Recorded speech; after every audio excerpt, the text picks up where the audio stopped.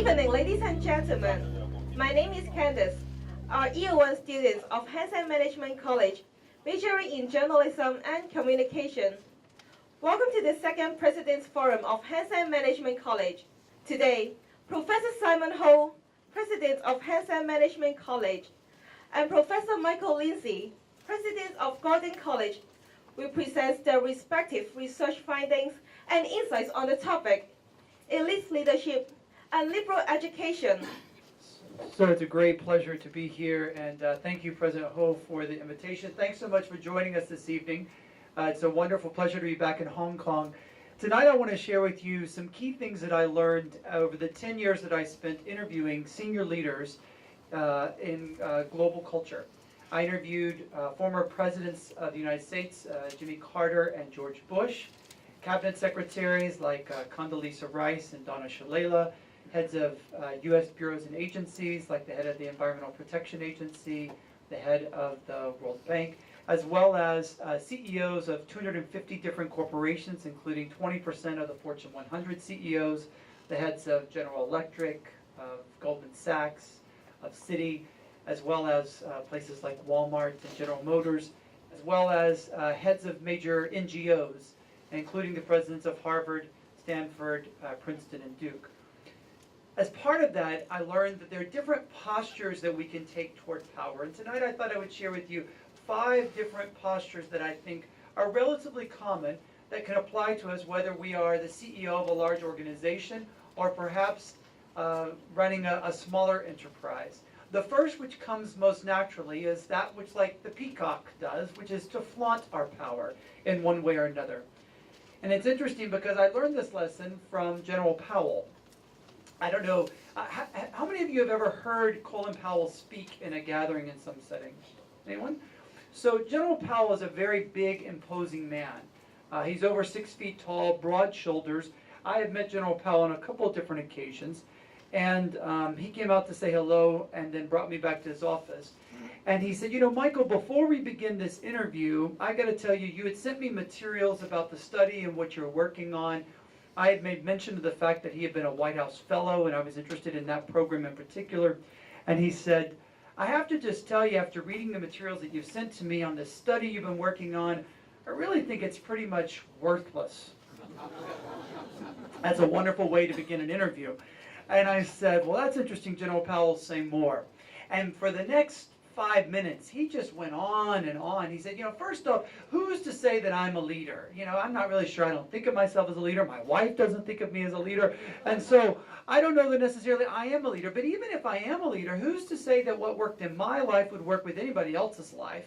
And if you could even figure out what made the key difference, what's to say that this is the essential ingredient as opposed to something else? And then he said, you know, you talked about, in the letter you sent to me about this White House fellowship year when I was in my late 20s. And he said, you know, that wasn't a very special year. It was one among many years. And even if it was special, who's to say that that would make a difference in somebody else's life? And he went on and on and on. At the end, I thought, I'm just supposed to like crawl out of this room. But fortunately, I had done a lot of research. For every 1-hour interview I conducted, I did 20 hours of background research. And I had read cover to cover his autobiography. And I said, you know, General Powell, I respect what you're saying very much. I'm just wondering, how does this align with what you wrote in your autobiography when you described the White House fellowship year as the turning point? And he said, oh, well, it was just, you know, one of many turning points. And I said, well, if I might, General Powell, it seems to me it was quite significant because I remember as a White House fellow, you went to go work for a man named Frank Carlucci. And while you were working for Frank Carlucci, he became a mentor in your life. Not just a mentor, but a sponsor of your life. Someone who would sort of help you get new opportunities. So that in 1981, when he was named National Security Advisor by President Reagan, he handpicked you to be his deputy. And then in 1985, when he stepped down from that job, there were many people in the Reagan White House, including James Baker and Ed Meese, who were recommending somebody, and none of them recommended you, but Frank Carlucci told the president, you needed to be the next National Security Advisor. Most people say, had you not had that significant experience in the latter part of the Reagan administration as National Security Advisor, you would not have formed the relationship with George H.W. Bush when he was Vice President, so that when he was President, you were named Chairman of the Joint Chiefs of Staff. And many people say, had you not had that significant experience as chairman of the Joint Chiefs of Staff during the first Gulf War, you would not have developed a close relationship with President Bush, so that when his son was named president in 2001 and handpicked you to be Secretary of State, you would have never had those experiences had you not had that confluence of events, which actually began with Frank Carlucci. General Powell, if I might say, it wasn't just a turning point, it was the turning point. It changed your life. He said, maybe you got a point.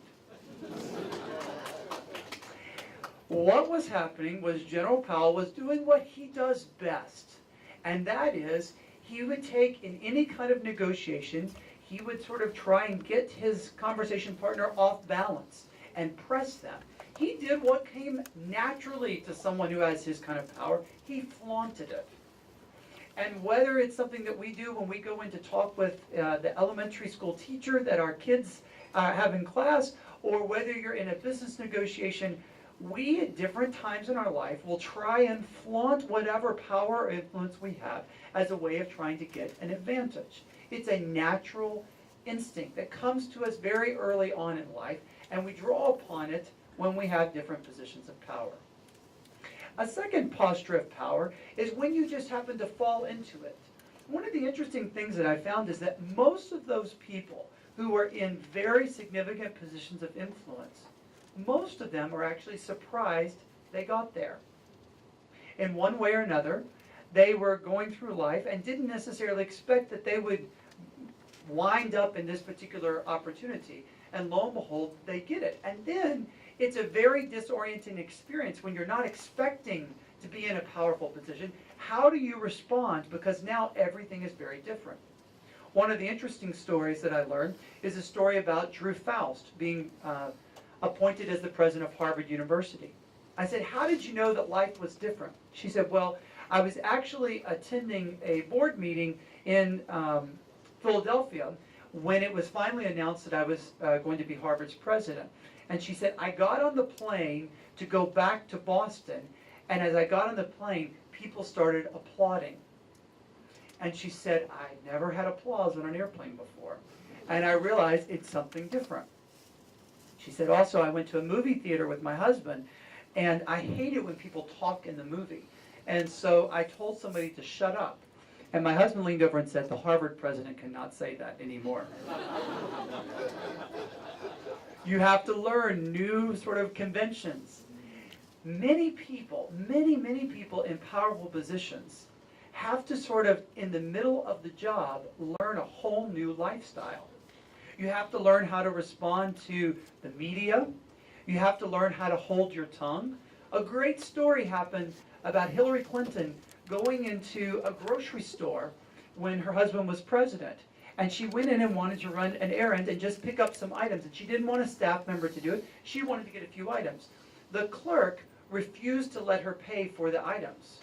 And she said, I just wanted to buy the groceries and take them with me. I think it was actually for a party they were trying to run for Chelsea at her school. And she said the clerk was insistent she would not let me pay. And I couldn't, as First Lady, actually take the goods for free. So she said, I had to leave them there. Because I realized that when you are in a position of responsibility, you actually are held to a much higher standard. And so sometimes you fall into positions of responsibility. One of the great things that Simon and I, President Ho and I, have the chance to do is to work with an amazing group of young people. And part of our job is to help them prepare for an unknown future, right? So they may not know what opportunities the good Lord provides in their life, that things will come along later in their career. We have to help them to develop the kind of character and values that will sustain them. Because truthfully, once you get into these prominent positions, there's not a whole lot of time for character development. You really have to rely upon the character that you walked into. Oftentimes when you get into crisis, crisis doesn't develop character, it just reveals it. And so much of what we have to do is be building up the stock, the intellectual sort of capital that we would rely upon for whenever we take the position. Drew Faust said to me, one of the interesting things is that I'm leading an institution of higher learning, and yet it is very hard for me to spend time learning new things. The demands of the job are such that I don't actually have a time to to develop the intellectual capital. I have to really rely upon that that's been built up over the decades of my career. So you can flaunt power. Sometimes you fall into power. A third posture to power is to actually invest in it. And here's one of the interesting things that I learned. Some of the most striking stories out of the 550 people I interviewed are folks who found themselves in difficult situations and had to invest in relationships in real time. This is Shane Tejarati. Shane Tejarati is an interesting man. His family is of Persian descent, grew up in Iran, and he spent some time in the United States, spent time in Canada, and then he was relocated to China to basically become the country head for a technology company, Unisys.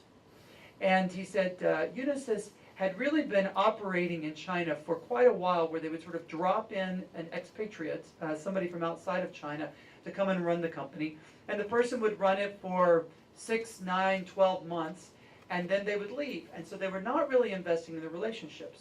And he said, I decided it would be important for me to not only be sort of in our headquarters, which I think at the time was in Shanghai, but actually to get out into sort of meeting with some of our different clients. He went to go visit, one of their clients was in a western region, and he said, I went there and there had been lots of problems in the relationship. As it turned out, there were a number of banks, and they had spent a lot of money on trying to get our technology, and we had not done a good job of servicing that contract for a long time. And he said, I went out there on my own, and actually I was sort of very friendly arrested for a couple of weeks, where they said, you're not going to leave until you make good on this. And he said, I had to learn in that moment that so much of leadership is about investing in personal relationships. A lot of people think that leading organizations is about a master strategy, or about making the big decision, or making this acquisition, or doing this merger. Truthfully, the majority of the work that you do as a leader is relational entrepreneurship.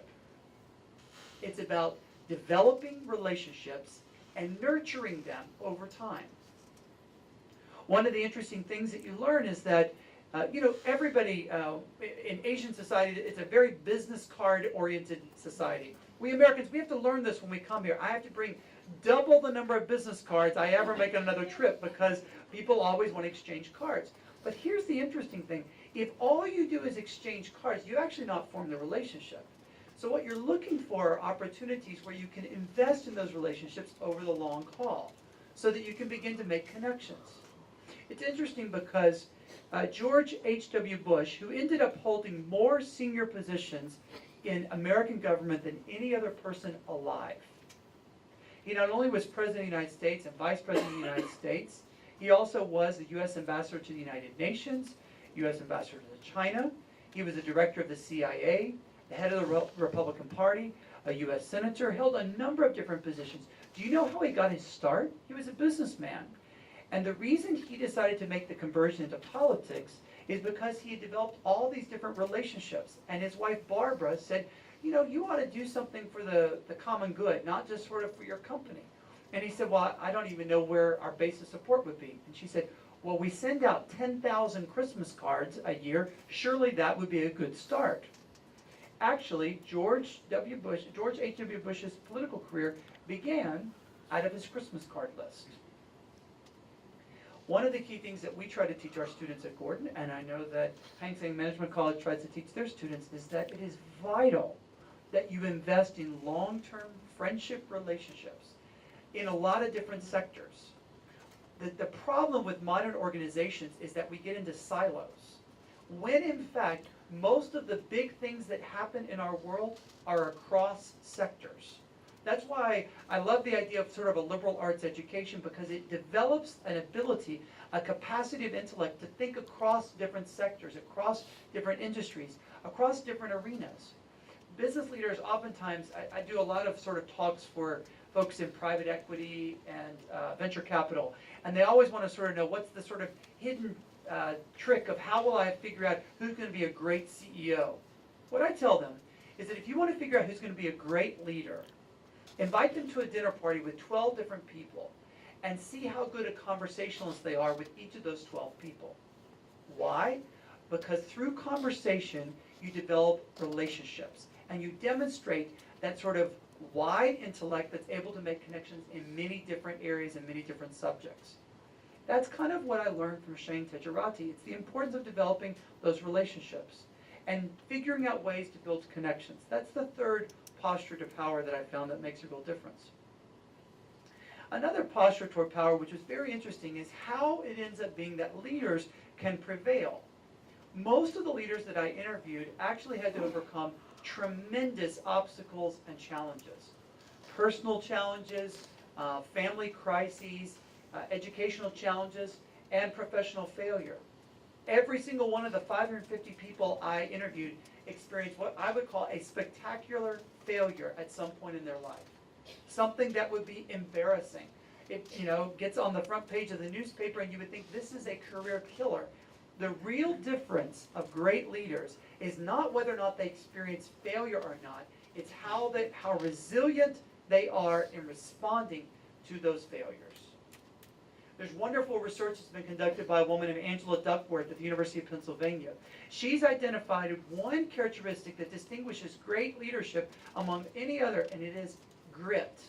The ability to stick with something, perseverance, to be able to respond in the midst of adversity. Probably the person that I learned the most from on this area is this guy, Mike Ullman.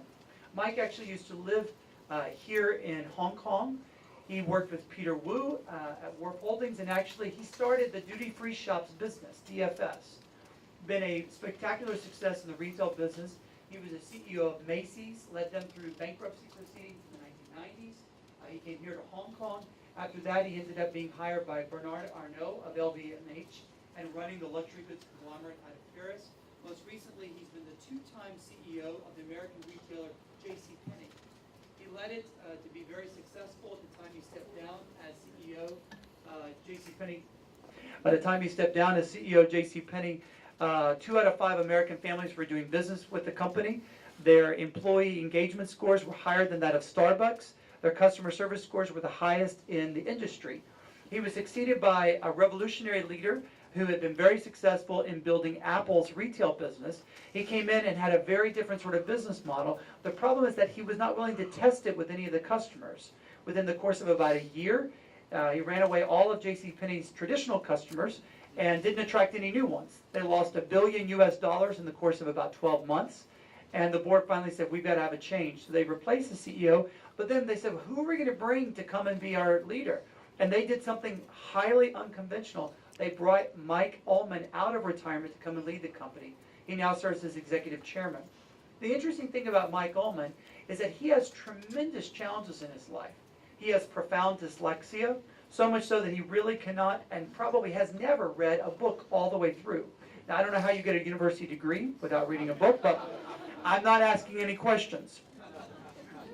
Mike also has a degenerative spinal condition that makes it very difficult for him to walk and has all kinds of problems with internal organs. In fact, if Mike were to try and enter this room, if he had to go from that door to the podium, he'd have to ride on his Segway.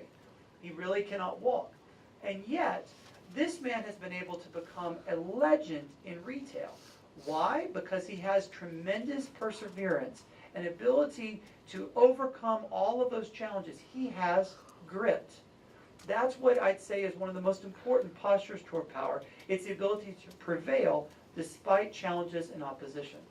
Great leaders are not made based on their ability to succeed or avoid failure. It is their ability to respond to failure and keep going. The fifth posture of power that I found, which was very impressive, is the ability to give back. It's the commitment to try and serve the common good. It's what distinguishes mediocre leaders from truly world-class leaders. There are many different people I met over the course of the 10 years, but probably none more than a man named Kiem Pham. Kiem's an interesting guy because he grew up in South Vietnam, and his family fled South Vietnam in 1978. He was a refugee floating around in the South China Sea in one of these kinds of boats. Eventually, he was settled in a program that the U.S. government sponsored where he was based in Boulder, Colorado. Speaking very little English, he started attending lectures at the end of the day on the campus of the University of Colorado at Boulder. While there, he heard a lecture by a man named Tim Worth, who at the time was the local congressman. In the course of the lecture, Congressman Worth talked about his experience as a White House fellow, which was this experience that had made a real difference in his life. Kean remembered that, and a few years later decided he would apply for the White House Fellowship. It's incredibly competitive. It's more competitive than the Rhodes Scholarship. 3,000 people will apply each year. About 15 are chosen. So he was not selected the first year, but Kean has that kind of perseverance and grit that I talked about, so he applied for a second time. He made it a little bit further in the process, but ended up being rejected, and then decided he'd apply a third time. And miraculously, he was selected for the job. And in 1985, he was named a White House Fellow. It's an amazing story. In 1978, he's floating on the South China Sea. 7 years later, he's shaking hands with the President of the United States. He ended up becoming a very successful business executive, starting a wireless company back in Vietnam, and doing very, very well. Over time, he began to say, I really wanted to try and give back and to try and make a positive difference. In the late 1990s, he went to go visit that Congressman, Tim Worth, who is now serving as an Undersecretary of State. And he said, there's a list of 400 political prisoners that have been held in Vietnam since the end of the war in the late 1970s. I'm wondering, could we do something together to try and secure their release?